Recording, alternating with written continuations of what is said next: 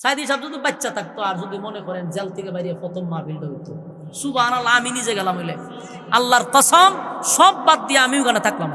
কারণ আমার বড় শখ আছে, আমি সাইদি সাহেবের সরাসরি দেখছি, বুঝতেছে, আমি দেখি নাই। মনে মনে অনেক চিন্তা ছিল যে একদিন তো বাইরে, এটা মনের মধ্যে ছিল একদিন তো বাইরে বাচ্চা দেখি, যদি আল্লাহ স্বৈরাচারে কোনোদিন শেষ করে তুমি তো বাইরে যেখানেই যাইব অন্তত আমি যাবো, মনের মধ্যে স্বপ্ন ছিল। কিন্তু এই জালেম ওনাকে হত্যা করছে, হত্যা, এই জালেম ওনাকে হত্যা করে ফেলাইছে। কপাল, কত হাজার হাজার যুবকের তামান্না ছিল একটা নজর দেখবে। ভাই, উনার সাথে দল নিয়ে কেউ দ্বন্দ্ব ছিল না, ব্যক্তি হিসাবে সবার মাথার মুকুট ছিল। ছোটবেলা ওনার ওয়াজ শুনতাম, কত স্বপ্ন ছিল যে একটা নজর দেখুন, যদি বাড়িতে টিভি দেখতাম, যদি উনি বাইরে একটা মাহফিল বাংলাদেশে করতো, আমার মনে হয় না বাংলাদেশে এমন কোন মাঠ তৈরি হয়েছে যেখানে সাইদির সাহেবের শ্রোতা ধরত। আমি তো যাইতাম। যাই হোক, সাইদি সাপ দুনিয়ার থেকে আল্লাহ নিয়ে গেছে, জান্নাতের উচ্চ মাকাম দান করো।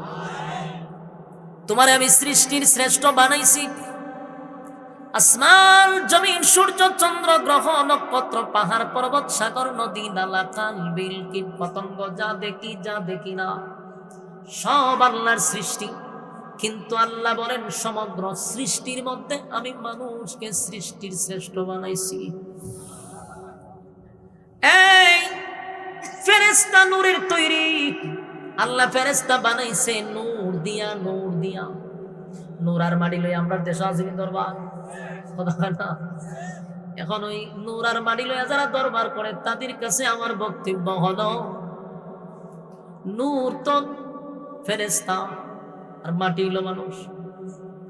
আল্লাহ বলেন আদম রে বানাইয়া নূরের তৈরি ফেরেশতাদের কি বলছি, দে আমার আদম রে সেজদা দে। দিছে, সব ফেরেশতারা সেজদা দিছে। সেজদা দেওয়ার মানে কি, আল্লাহ ফেরেশতাদের চেয়ে মানুষের সম্মানটা সেজদার মাধ্যমে বাড়ায়া দিছে। কথা কি বুঝতেছেন? লড়াইছেন প্রথম দিকে, ঠিক আছে, লড়াইয়েন না। নূরের তৈরি ফেরেশতাদেরকে দিয়ে সেজদা দেওয়াইছে কারে? মাটিরে। তাহলে এখন সম্মানী কে? সেজদা যারে দেয় সে দামি না যে নেয় তারে দামি? যে দেয় সে দামি না, যারে দিছে সে দামি।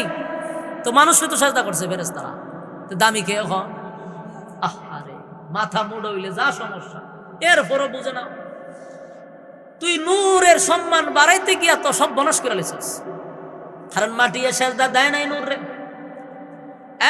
সমস্ত নূরের তৈরি ফেরেশতারা মানুষকে সেজদা দিয়া আল্লাহ মানুষের সম্মান বাড়ায়া দিল, মানুষের ইজ্জত সম্মান আল্লাহ বাড়ায়া দিল।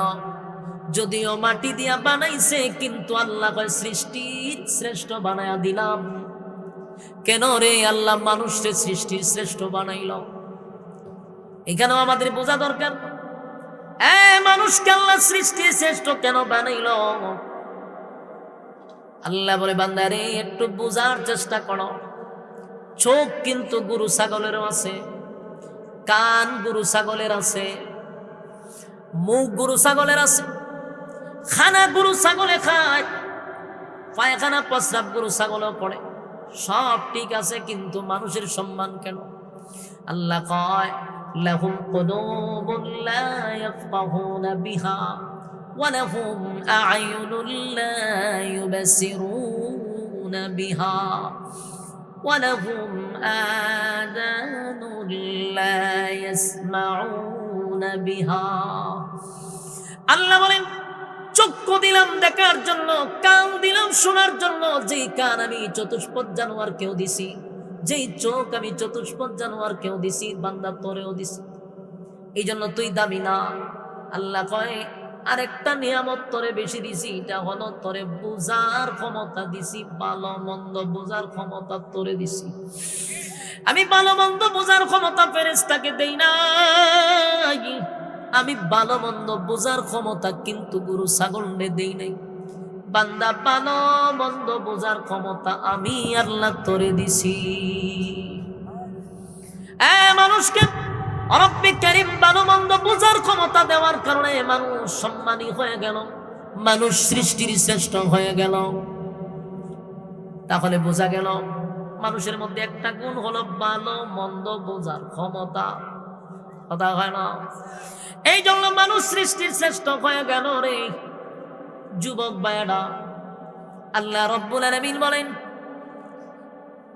সৃষ্টির শ্রেষ্ঠ করার আরো কিছু কারণ ছিল। এটা হলো বান্দারে গরু ছাগলকে আমি জিকিরের জন্য ইবাদতের জন্য আমি বানাই নাই, চতুষ্পদ জানোয়ারকে আমি ইবাদতের জন্য বানাই নাই, কিন্তু মানুষকে আমি আল্লাহ বানাইছি ইবাদত বন্দেগী করার জন্য। গরু ছাগল খায় কিন্তু ইবাদতের জন্য না। চতুষ্পদ জানোয়ার খানা খায় ঘুমায় সব ঠিক আছে, কিন্তু ইবাদতের দায়িত্ব তাদের মাথার উপরে নেই।